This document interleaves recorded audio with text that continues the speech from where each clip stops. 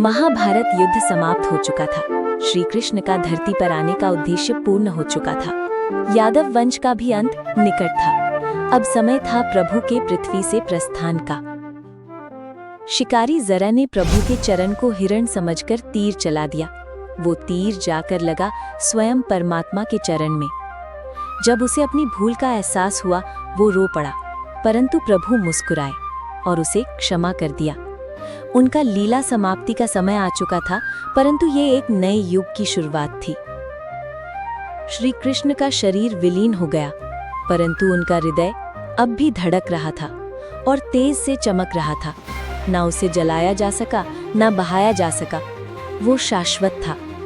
अंततः भक्तों ने वो दिव्य हृदय समुद्र को समर्पित कर दिया और वो लुप्त हो गया। परंतु प्रभु ने वचन दिया था, मैं लौटूंगा किसी और रूप में, किसी और स्थान पर।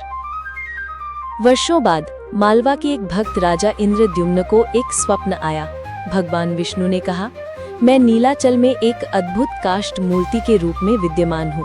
मुझे खोजो और मेरा मंदिर बनवाओ।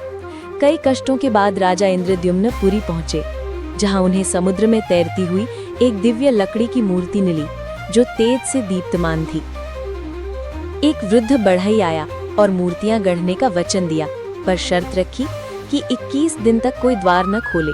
परंतु 14वें दिन रानी की चिंता बढ़ी और उन्होंने दरवाजा खोल दिया।